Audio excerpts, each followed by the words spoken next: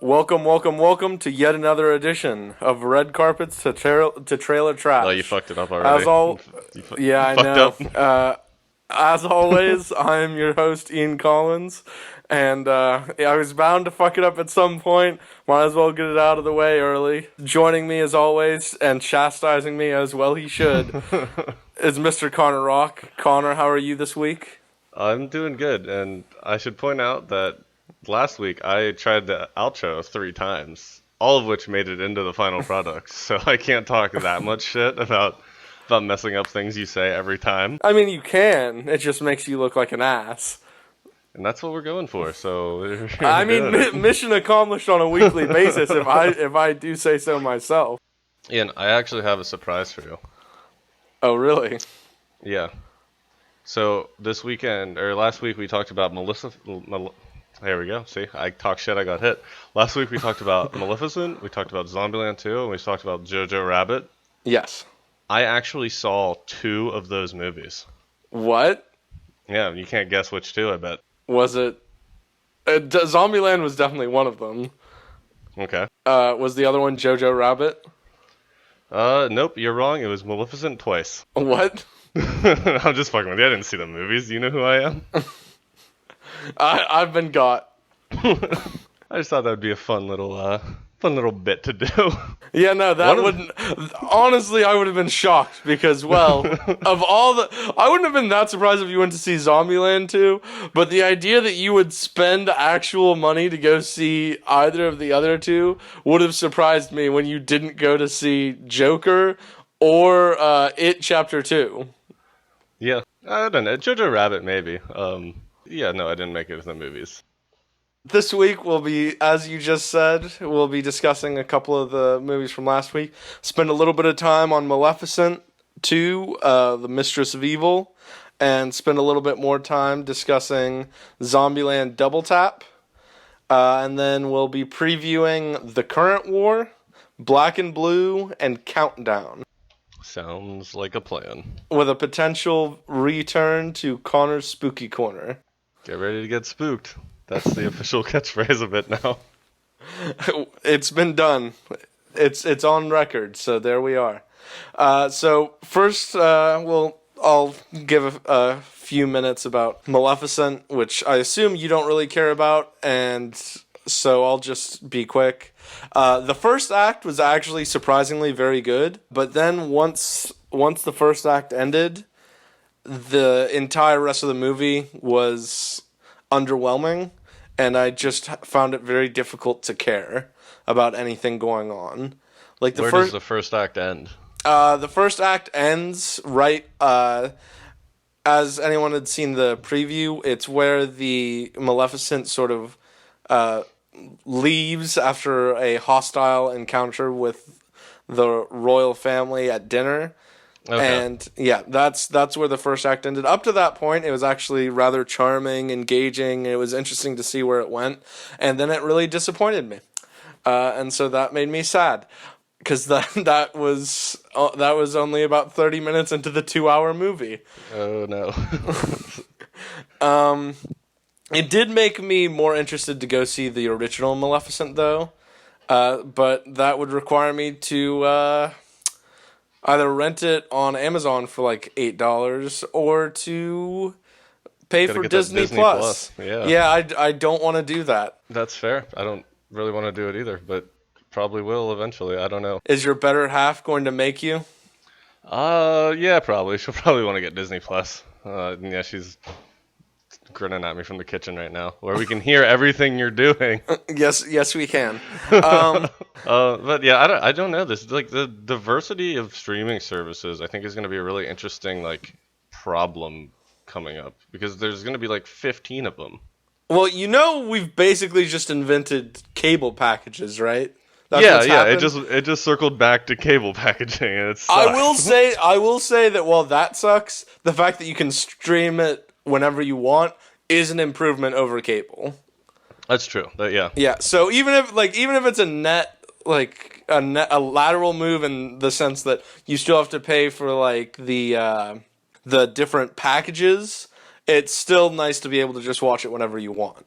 So that's That's good for me because my lazy ass just can't always seem to find myself in front of the television at 9 p.m. But now making the supernatural transition into Zombieland Double Tap. We were pretty excited last week.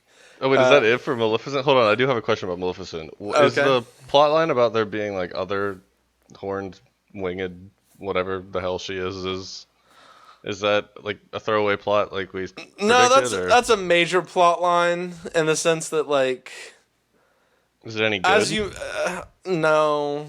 It leads. It's basically an excuse for there to be this large battle that takes place, but the Okay. battle itself is honestly one of the worst battle scenes I've ever the most not worst as in like worst produced, but like least interesting battle scenes I've ever watched.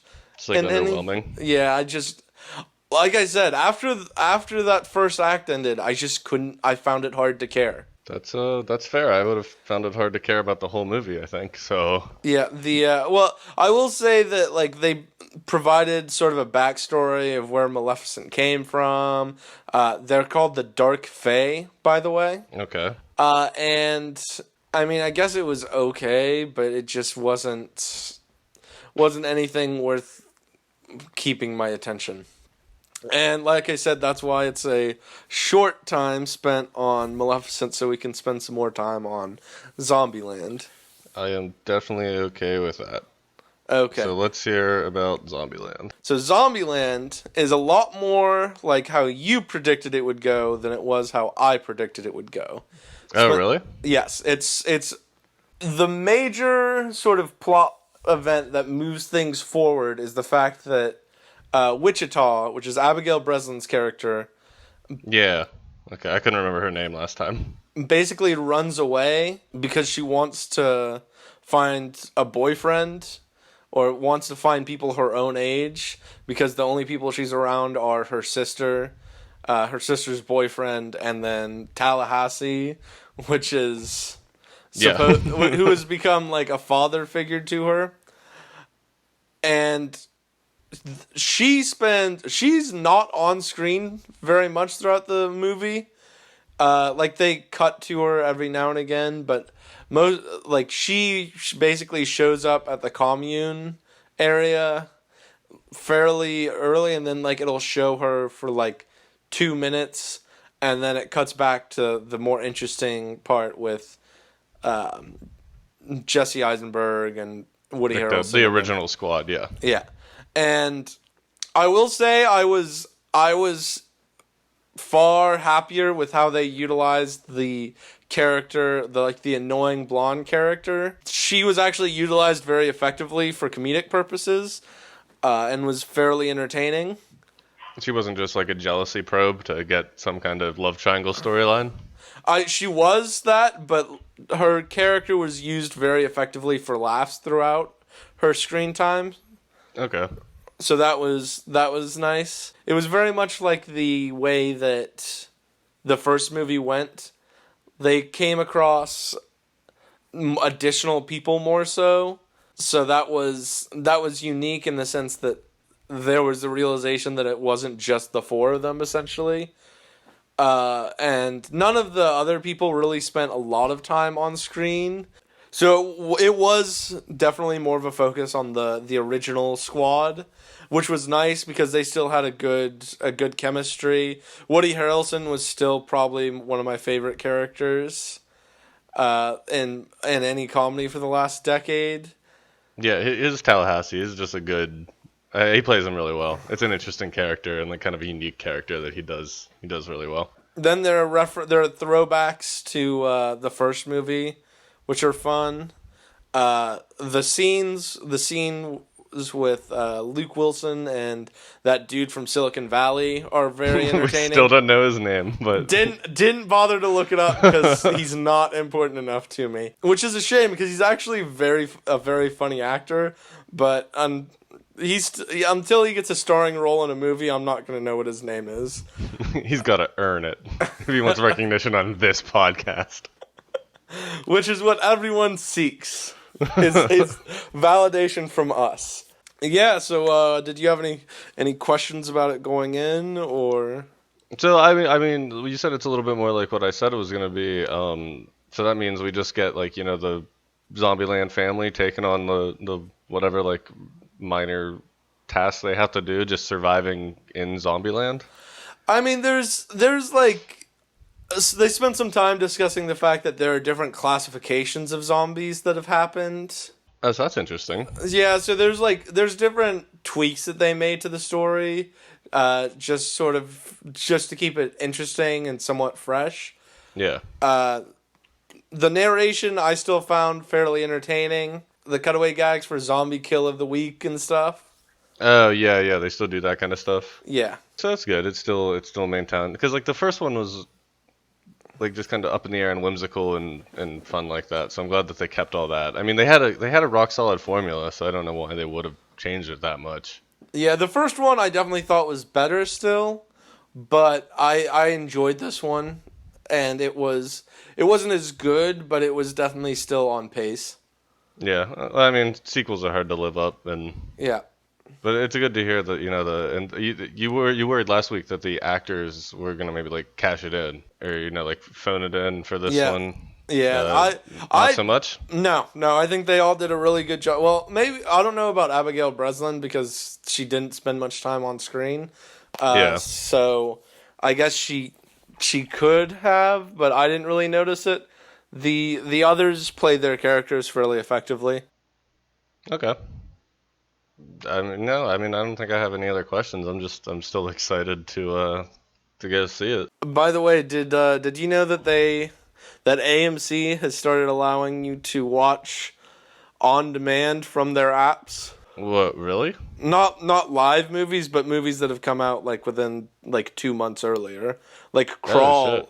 Crawl is already on their app. And that was what, like, End of July. yeah, oh shit. How much is like you have to have a subscription or whatever fancy thing you have, right? I have no idea. Like you still have to Oh. rent it. You have to rent it from the app though. I gotcha, but you can like at least watch it early. Yeah. That might be something I'll look into because I'll pay just a little bit of money, but just going to the movies is just, whew, it's too much work. Having to leave the apartment. Whatever will you do? It's, yeah, yep. I mean, you could try to find an AMC that has a MacGuffins. What's a MacGuffins? Some of the like bigger AMC theaters have a bar area where No way. they called it MacGuffins because it sounds like an Irish pub name, but it's actually a movie item, sort of like the briefcase in Pulp Fiction that moves the story along, but it doesn't really matter what it is. Okay. I did not know that existed. Good for AMC. Yep. So like Branching out with a bar. if I wanted to, I could get a beer at the bar and take it into the movie theater with me. But I'm not going to do that because I don't want to spend $12 on a beer. Yeah, there it is. That's the problem. It might actually only be like $8, but that's still a lot of Still. money for a beer. Yeah, like 5 you could maybe sell me on. Oh, I'd definitely do it for 5. That's cheaper than their fucking soda. That's true. Movie theater prices are through the roof. I haven't been there in a really long time. I think the last movie I saw in theaters, oh god, it may have been Star Wars. Like Did you whatever did you the not go to newest see one. Endgame? Oh yeah. I lied. I saw Endgame. I think I've actually talked about that on here before. Yeah, so we won't rehash that. But yeah, I did see Endgame. I didn't see Infinity War in theaters because I was just burnt out.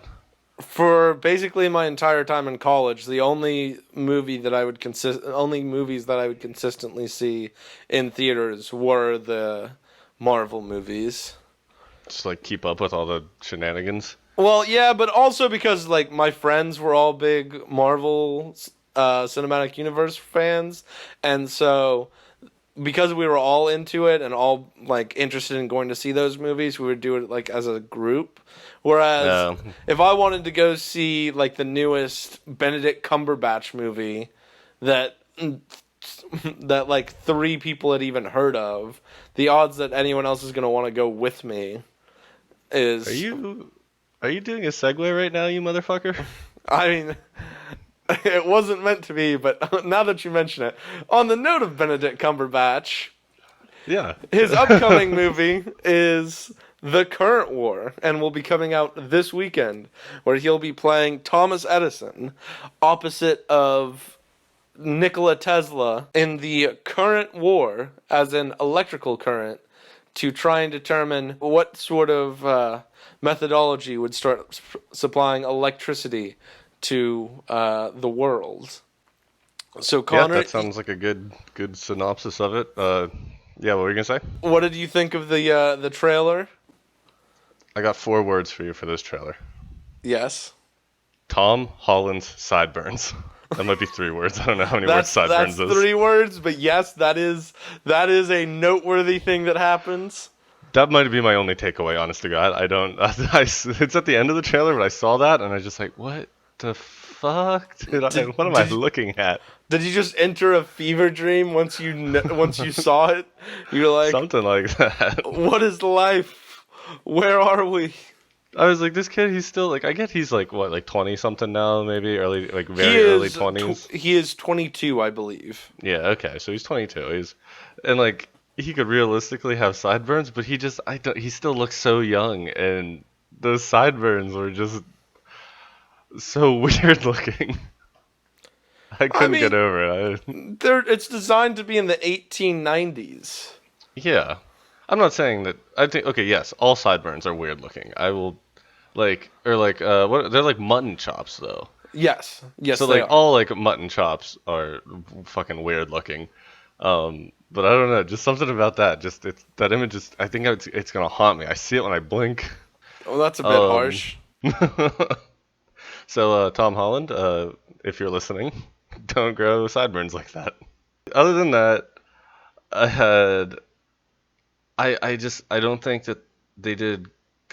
I don't think the casting was good. That's gonna be I think my biggest problem with this movie. Why? Um, because fuck, I forgot his name. What's the dude who played who's playing Tesla, like Holt or something? I believe it's Nicholas Holt, but I Yeah, will that put effort into that while you're doing whatever it is that's that you're doing. sounds right. So yeah, so Nicholas Holt for Tesla, and then like Benedict Cumberbatch. I think he's a fine actor, but I just cannot get behind him as Edison. Like I think I'm gonna have a lot of problems if I see this movie suspending disbelief to like see them as those characters, especially Holt. Like I just don't like him very much as an actor. I don't have any particular reason why. The only thing I really know him from is X-Men and some other movie that I can't think of right now. Um, I don't know. But I absolutely do not like him in the role of Nikola Tesla. Um, so yeah, just I think the casting in general, the one exclusion is going to be Michael Shannon. I think he looked like he was going to play the part fine of Westinghouse. that's Westinghouse. Yeah, Oh my god, I thought that he was probably the best cast in there, but I disagree with you. I think Benedict Cumberbatch as Thomas Edison was a good choice. Nicholas Holt, I wouldn't have pegged him for a good Nikola Tesla, but from the trailer, I found it to be intriguing, and I would definitely be more than willing to accept him as that position. I have no idea who Tom Holland's character is. To be I perfect, think he's just like some like lab assistant or something maybe. it says his name is Samuel Insull, and Oh, that's a real person. all of these are real people. It's What? it's based upon the battle between Thomas Edison and Nikola Tesla to determine who would basically design the Yeah, electrical grids, and each one was backed by a basically. I guess it would have been a millionaire back then, so it was Westinghouse supported Edison and J.P. Morgan supported Tesla. Yeah, I've seen The Prestige. I know a thing or two. Do you? Maybe. But what was I gonna say? I was gonna say something. Yeah, okay. So one, yes, I know that it's about real people, but I just assumed like they would throw in a little bit of like creative liberties with characters. Cinematize it. Yeah, and I'm sure they did. I mean, it looked like way more dramatic than the actual situation is pretty fucked. Like Thomas Edison fucked over Nikola Tesla pretty hard with like Oh yeah. thuggery and nonsense that you never hear about. Well, But it's actually strange because everyone says like you don't hear about this, but I've heard about it so many times about how Thomas Edison basically just fucked over Nikola Tesla. I think that that's one of those sort of things where you say this actor is really underrated, and you've been saying that he's like and everyone's saying that he's the most underrated actor in Hollywood for like a decade. And if everyone says he's the most underrated actor, that means he's not underrated. And so it's one of those things where like, yes, I think most people are aware that Nikola Tesla got fucked over, but I could be mistaken.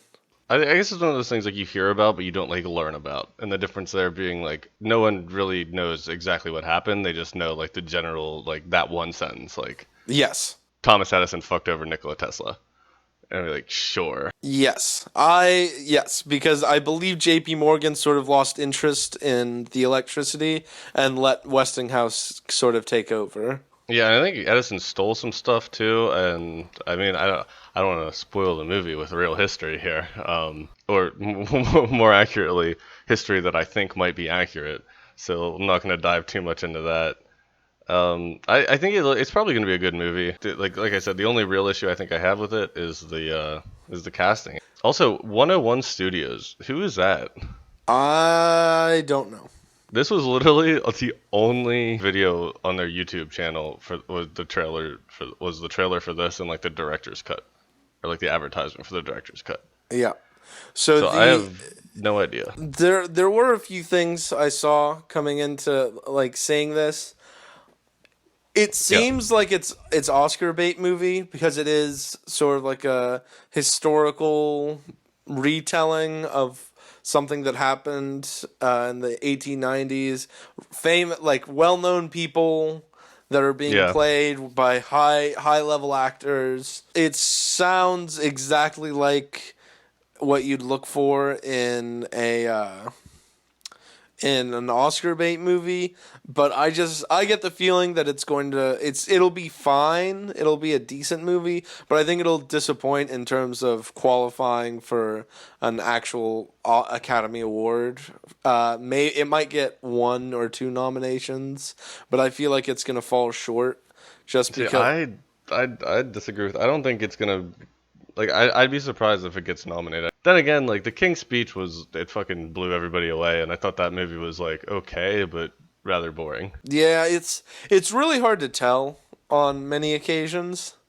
There's only like a few things you can always rely on for Oscar movies, and one of them is like if Quentin Tarantino or Christopher Nolan makes a movie, it's going to be nominated essentially, and that's sort of the only reliable.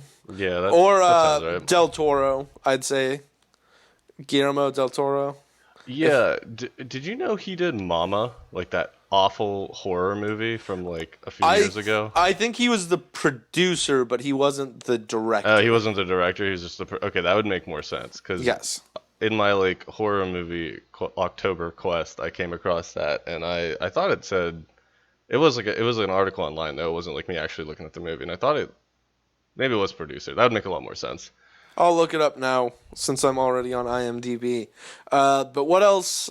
I feel like Benedict Cumberbatch might get like an Oscar nomination, and that's just because I haven't seen a lot of strength elsewhere for nominations, but I could be mistaken. I guess it would depend on whether or not he would be considered the lead actor. Because if he would be nominated as supporting actor, then I think that he could sneak in and get a nomination. I think Michael Shannon stands a chance of getting Best Supporting Actor. Yeah, like I said, I really do like his casting for this, and all the scenes he were in just seemed very, very believable and well done. He was what made me most excited for this movie. Yeah, sorry. I was looking at Mama. Yeah, what's the verdict? It was directed by Andy Muschietti. Oh, okay. So Del Toro's safe. Yeah. What else what could he have possibly done? He would just have to cry himself to sleep with his 2 Oscars over the last 4 years for Best Director. What was his other? Wait, what were his two Oscars over the last 4 years? Shape of Water Yeah, I forgot he and did that. I can't remember what the other one was. I don't know. I'm not gonna pretend to know. But yeah, any final thoughts on current wars here before we move on? No, I think that's it for That's pretty much I that. Yeah. yeah. So Black and Blue next. Yes, Black and Blue. What were your thoughts on Black and Blue? Yeah, so Black and Blue, from the trailers, it looks like it's about this police officer who witnesses like some kind of cover up slash I don't really. It's not really a brutality situation. It just looks like it's some kind of like corruption and then cover up to the corruption where the police like kill somebody to like keep them silent. And she witnesses it, and then the police are after her, and then I guess they go to the Mike Coulter, who's I know he's like some kind of head honcho in probably a gang because he has a lot of fur on his collar, so he's up there. They go to him, and then like the gangs are after her, and they're trying to like keep this police gang collusion, whatever the hell it is, under wraps. From the trailer, it looks like every goddamn member of the police force except this lady is in on it, and every person who whatever like neighborhood they're patrolling, it's some kind of predominantly black neighborhood, is apparently in on it as well because there's just so many people trying to get her, and I guess for whatever reason she has 12 hours. That's what I took away from the trailer. Yeah, so as I recall how it went, basically sort of a rookie cop. The reason it's called Black and Blue is because it's sort of a play on the fact that one of the lines in the trailer, I believe, is actually when you put on that uniform, you're no longer seen as black. You're seen as a part of the blue, sort of like you Yeah. just. And so the Which, like, all of the things about the movie aside, they get some points for the title. I thought that was good. That was a clever use. yeah, I will say that was a pretty good one. So she basically is told to stay in the car while her partner goes to investigate something, and she witnesses basically an execution. Yeah. And the reason that they only have like 12 hours is because her body cam, like they can get access to the remote footage by the morning where it's sent to, and so it doesn't store it internally. It gets sent off to someplace at the precinct or something. And So so they have 12, like, she has to live for 12 hours? Is that what? no, like if she doesn't get there and like download it in 12 hours, then they're just going to erase it, and so no one will Oh, ever know what gotcha. happened. Yeah. I think that this movie could be fine. It doesn't really interest me all that much. It looks like it's trying to play a lot of political cards, and I'm not sure which ones from the trailer though, or maybe it's trying to like unify a lot of different like because like there's a lot of like in recent years, police brutality against especially people of color has become a major like media topic. So it's either playing into that or playing against that, or I don't really know because it looks a lot bigger. Like it doesn't just look like an instance of police brutality. It looks like a big, very large, if I could speak English, a conspiracy that she uncovers. So I don't really know how political it wants to be, but I think it's definitely got some of that. At least it tries to or like market itself that way. I don't know. However it delivers on that, I kind of agree with you. It looks like it could be a good movie. It could be a shit movie. But I don't think it's going to be anything super noteworthy. It kind of just looks like a generic like action film spy-ish thriller. It reminds me of do you remember that Bruce Willis movie from like 2004, 12 Blocks? Nope. Yeah, so that in that one, Bruce Willis has to escort a witness 12 blocks to the courthouse so he can testify. And this is basically like that. for the most part, because it's basically a play, a different play on a very cliche and old sort of storyline where there's Like a one person who has to do the right thing, and literally everyone's out to get them. fighting corruption, all Yeah. that. And so it's just, the lack of originality in that sense makes it difficult for me to maintain any interest in it. It has potential to do some interesting things and make some changes or do anything really kind of unique. But as it currently stands, I just don't find it to be especially compelling or really attractive in terms of going to see it. It'll probably do okay. It won't be super successful. It won't be considered one of these great movies. It'll be fine. Yeah. Yeah. It'll be fine. Want to talk about a movie that probably won't be fine? Yes, let's. Good old Countdown. So we mentioned this movie a long time ago when we were talking about, I guess, it maybe. I don't remember. You mentioned it, and I was like, Yes, I "There's no did. way that's a movie," and then it is. Here it is. Hello. Yeah, when I told you what the titles of the movies we were going to be discussing this week were, your actual response was, "There's no way that those are all movie titles." Yeah, they just sounded. I mean, they all make sense now, but I was like, nah, because I hadn't heard about. I mean, I forgot about Countdown because I haven't seen anything about it since you mentioned it, and then I don't know, like Black and Blue and Current Wars or the Current War or whatever. I was just like, no way. But now they make sense, and with knowing what they are, they make sense. But I was Have, initially dumbfounded. having the context. Yeah. So yeah, Countdown. It's a movie where you download an app, um, and you agree to like its terms of service or whatever, and then it tells you how long you have to live. And I came into watching this trailer really wanting to hate it, so I might be a little biased there just because like I thought I knew what the premise was. But it seems like where I thought they would go in the direction of like some Final Destination shit, where like you have this long to live and then you'll like die in some like accident or like like some kind of live leak esque bullshit happening. It looks like they're actually like there's some kind of supernatural entity that's hunting them because of this app, or at least the trailers make it out to seem that way. And so with that, I really wanted to be like, okay, maybe this is something, maybe this will be good. I wanted to give it, a little bit of credit with that, but then I watched the trailer a second time, and I think it's just going to be another generic horror movie with a really stupid premise. Yeah, I'm definitely leaning in that direction. Although I will say that I am interested to see Tom Segura's acting. He is the comedian. He is a stand-up comedian that Oh, yeah, the okay. I bald knew guy that works with the in the beard, yeah. yeah, I knew I recognized him from somewhere, but I was like, I didn't put two and two together. hilarious guy. Um, he probably he's I don't know if he's ever acted in anything before.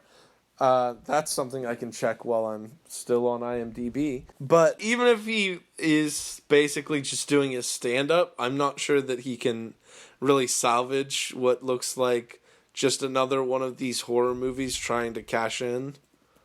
I mean, Yeah, it just reminds me of sort of the. Do you remember that movie about the five people in a chat room? It's like a oh, Skype session, yeah, Unfriended, I think it yeah. was called. It reminds me of that Something in like a that. way, Yeah, yeah. I and mean, it's just or like the an updated but much worse version of The Ring. yeah. I mean, that's a stretch, but I see it because he have like the thing that's like don't watch this slash don't download the app and then you die in this many days. So yeah. But I think that like it just looks like another one of those movies that's piggybacking on like how can we make technology spooky, And two things about the trailer as well. Any trailer that starts with like this Halloween, the movie's gonna suck. Also, any movie trailer that shows like footage of a scared audience, movie's gonna suck. Probably, I'm willing to go with that. I mean, those are just I think that's Because like, why you don't need to show people how they're gonna respond to the movie. Just like give me a creepy trailer. I don't need to see an audience, probably a fake audience, pretending to be scared. I'll be honest, every time I think of like an audience reacting, I think of Paranormal Activity, which I think we discussed last week in saying that it was super overrated. Yep. So Yep. we don't need to rehash how garbage and overrated those movies were. But I will say that you know what this reminds me of? One Missed Call. I think I brought this up last week also. About I think that was a few weeks ago, but oh, yeah. But yeah, we've definitely talked about One Last Call. you get a voicemail that's basically you when you're dying, Yeah. and this is essentially, although it's not a voicemail, it's an app, but it's the same thing. It doesn't seem unique in any way, shape, or form. It's basically a money grab off of a very cheap budget, in an attempt to make like, I don't know, $15 million probably, and it'll be successful. Yeah. It'll be successful. It's got the appeal to the fact that they're marketing it exactly like Paranormal Activity, being like this is the scariest movie you'll ever see or this whatever, and then with the footage of the audience, I think that's gonna draw a lot of people in because a lot of people fucking love Paranormal Activity. Um, Yeah, well, a lot of people have poor taste. Speaking of One Missed Call and this whole premise, okay, so a long time ago, this was I don't know, when we went on that tirade about just random shit and creepy clowns, and so like every other episode of this podcast, um, the creepypasta I mentioned, it's called The Cell Phone Game. This is a few weeks late, but I am following up on that. It's called The Cell Phone Game, and it has a very similar premise to this, but I think it's better. And it's like it's worth a read. If anyone wants to read it, I said I would. I probably butchered the explanation a long time ago, so I want to make up for that by endorsing it, I guess. I don't know. The Cell Phone Game, creepypasta. That's the dude with the Nazi uniform, right? Yeah, he's like one of the characters in it. Okay. Man, Yep. I can't believe you actually followed up on that. I did. I had some time to kill. I hope there's nothing that I have to follow up on because I'm just not going to do that. I don't even do the preparation before this. Yeah, I had you took that extra 10 minutes today, so I was like, well, I guess I'll follow up on this finally. Well, Um, that's quite the look behind the curtain, letting them know that I was 10 minutes late. it was 10 minutes late today. That's why this episode, this whole series, I don't know. I don't know why. It's not why anything. Never mind. Do you want to say anything else about Countdown? No. Although I am curious, is this the sort of movie that will ever make it into your spooky corner? Honestly, some maybe. Not like this movie. This one I would probably intentionally avoid. But a lot of horror movies, it's hard to tell going in with just how bad they're gonna be. Well, on that note, I think it's about time to enter Connor's spooky corner. Get ready to get spooked or whatever the catchphrase was I said earlier. Yeah, okay. I'll do some quick rundowns of two movies again. I watched more than this, but these are the only two that I really want to talk about. So per your recommendation last week, I watched The Terrifier. It's also been about 2 weeks on this podcast since we've talked about a fucked up clown, which is literally every other episode of this podcast so far has something to do with a clown. So it's not so much as like I don't know, it's a slasher movie. So wherever you stand on putting slasher into the horror genre, it falls there. It's pretty much like an updated, very gory, very much like 2018, whenever it was. I think it Maybe was in 2017. 2017. Yeah. So like a new age version of like a slasher movie with like the kind of stereotypical villain. Well, let me walk that back because where you get like a stereotypical like pretty much unkillable like coming for you no matter what villain, it's true of the guy's name is Art the Clown. What's so appealing about this movie and honestly why like pretty much 90% of why it held my attention is because whoever the actor is who played Art the Clown did it phenomenally. Like the best way I can put it is like if Deadpool couldn't talk but still had all like the sarcastic animation and like body language and was a serial killing clown, Yeah. That's the villain in this movie. That Like makes it sound so interesting. I might it actually go and watch it now. it really is. Like it's almost kind of like Scream, where it's more of like a comedy in some aspects, because like this guy's like his facial expressions and just his body language and just like the random shit he'll do is funny.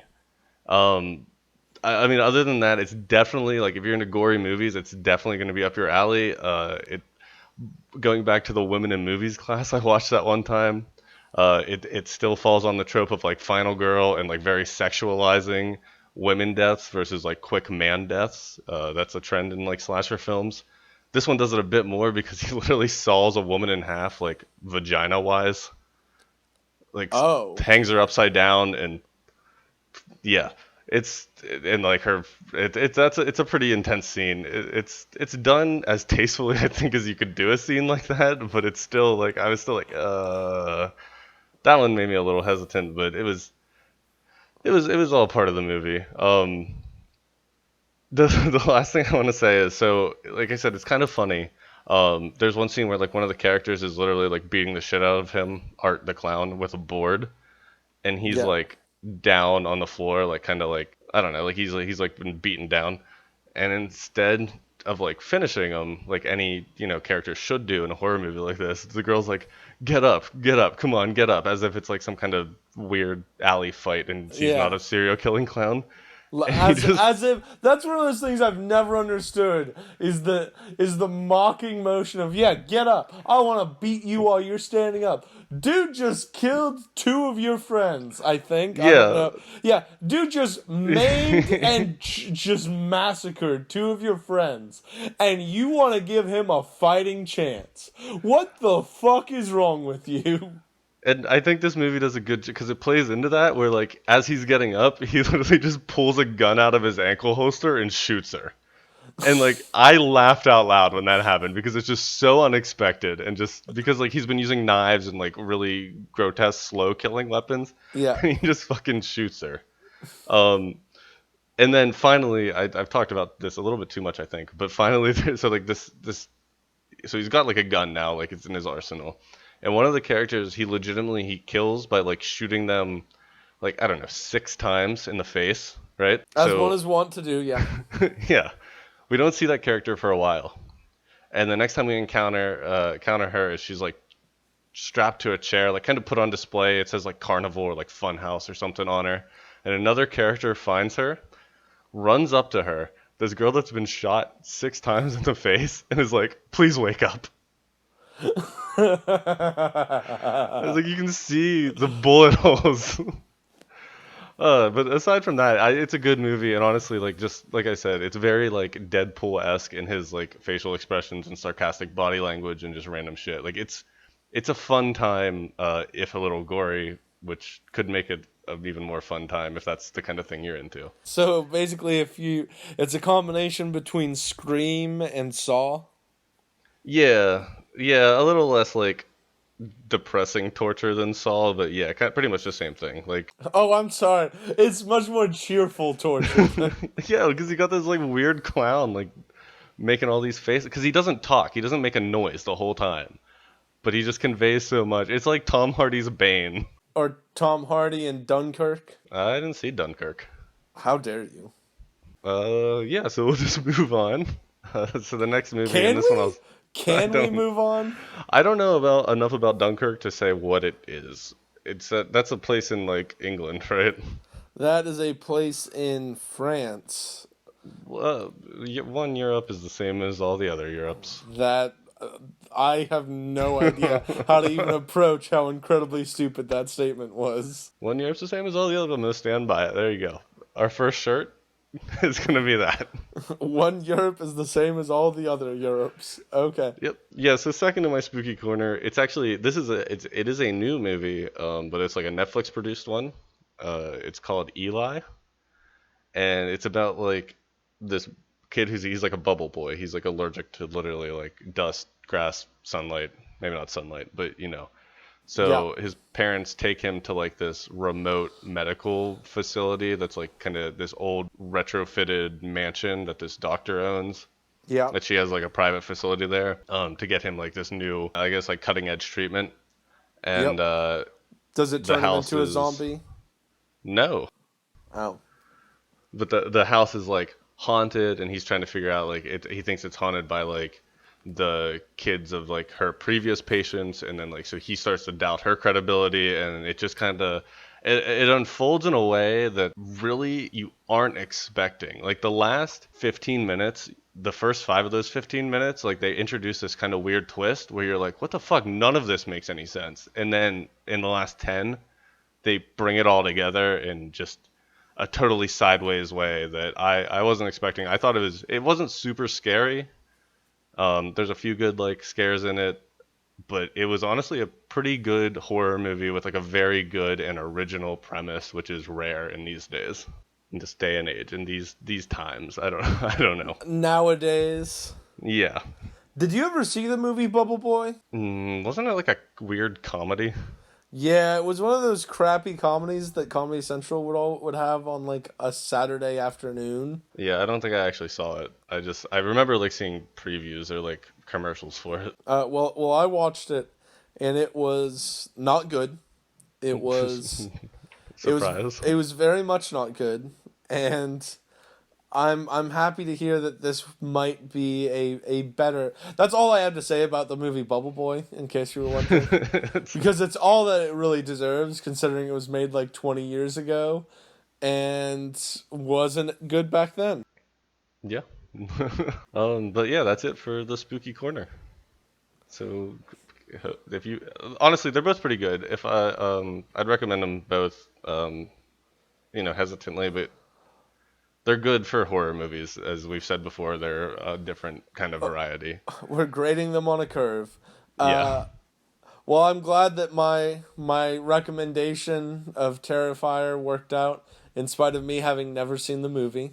Yeah, I'm gonna re-recommend it to you. Okay, that's good news. I might get around to it then. I won't get around to it. It's like we switch places for this like 10-minute segment. And that's why this is the fun segment of the podcast. The rest of it's shit, but this is the fun segment. I don't know if any of it's fun. Please love us, listeners. Don't beg for their approval. We don't need it. This is for us. Oh, they're not listening this far in, so it doesn't really matter. That's true. I check our analytics. We get some of them about like 20 minutes. I don't know. Yikes. Well, don't worry. Eventually, someone will find it and love it, or we'll delete this and pretend it never happened. Just like every Saturday night. We can't drink these away. We have to physically delete these. Oh. And I guess with that attitude, you can go ahead and delete it away. I'll go ahead and drink it away, and we'll figure out who did it more effectively. Oh God! All right. Well, do you have any? Oh yeah, of course you have things to say. Let's hear the rundown. Okay, so I will say that I can confirm our picks from last week that Maleficent would fall into trailer trash, although it's at the top end of trailer trash because it did have a lot of potential. Zombieland 2, Double Tap, is ready for the red carpet in my opinion. That would make sense. Yeah. And then The Current War, I think looks like it's ready for the red carpet, whereas Black and Blue and Countdown both look like they're trailer trash, but especially Countdown. Definitely Countdown. Emphasize For the sure. trash for trailer trash of Countdown. And then yeah, I guess I said it, but I'll say it again because I like being able to rate things. I'd put both Terrifier and Eli into Ready for the Red Carpet, but for like the third time, horror movie scale, they're not good movies. They're just good horror movies. It is worth And, noting that we are still grading Countdown on that same scale, and it still looks like shit. Well, yeah, but that one's like particularly shit. Yes. Yeah.